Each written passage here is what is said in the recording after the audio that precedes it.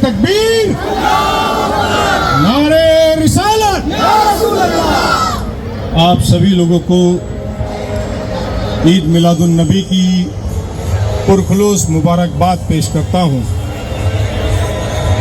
اور یہ امید کرتا ہوں کہ آپ مصطفیٰ صلی اللہ علیہ وسلم نے بتائے ہوئے اور قرآن شریف میں بتائی ہوئی اور حدیث شریف میں بتائی ہوئی تمام راستوں پر چلنے کی امت پوری عمل کرے، اور سب میں زیادہ عمل کرنے کی ضرورت ہے، وہ ہے تعلیم، ایجوکیشن۔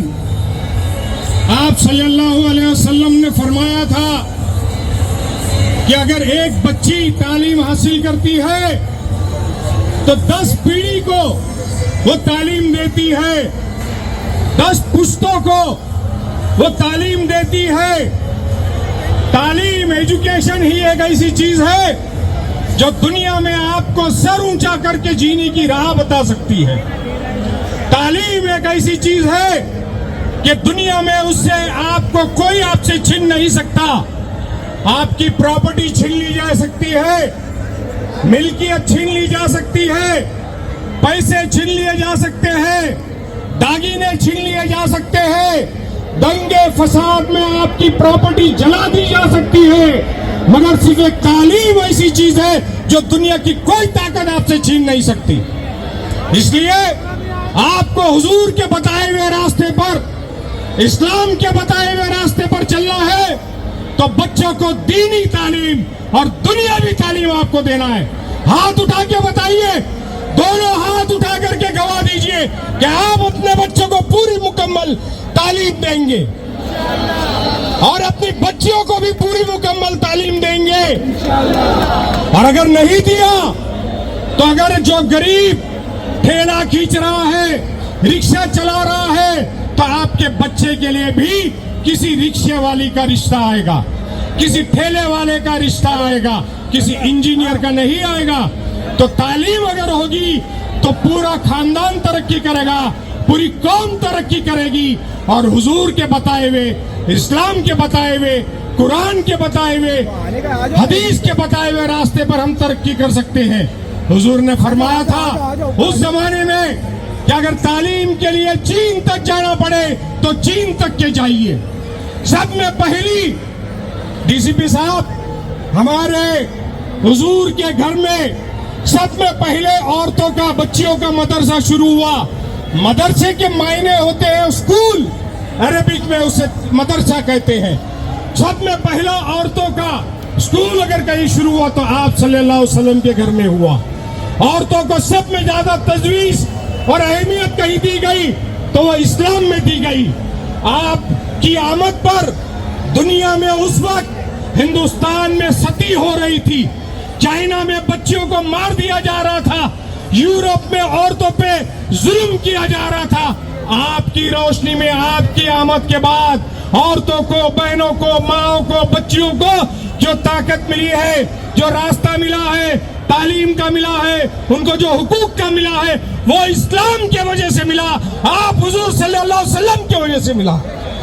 آج ان کی آمد کا دن ہے۔ اگر آپ اور ہم خوشی منا رہے ہیں تو آپ کا ہمارا فرض بنتا ہے کہ انہوں کے بتائے ہوئے راستوں پہ آپ کو ہم کو چلنا ہے، وہی حقیقت میں خوشی ہے۔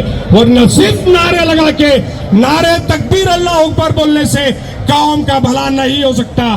قوم کا بھلا کرنا ہے، امت کا بھلا کرنا ہے تو تعلیم، دینی تعلیم، دنیاوی تعلیم میں آگے بڑھنا ہوگا۔ قرآن شریف کیا ہے؟ زندگی جینے کا ایک مادھیم ہے، ایک طریقہ ہے دنیا میں کس طرح جینا ہے۔ بچے نے ماں باپ کا خیال کیسے رکھنا ہے، بیوی نے شوہر کا خیال کیسے رکھنا ہے، پراپرٹی کی تقسیم کیسے ہونی ہے، یہی ساری باتیں قرآن شریف میں بتائی ہے۔ صرف عربک میں ہے، آپ کو ہم کو سمجھتا نہیں ہے، آپ اور ہم رٹا مارتے ہیں۔ انسائکلوپیڈیا آن ہیومن لائف کیا ہے تو وہ قرآن شریف ہے۔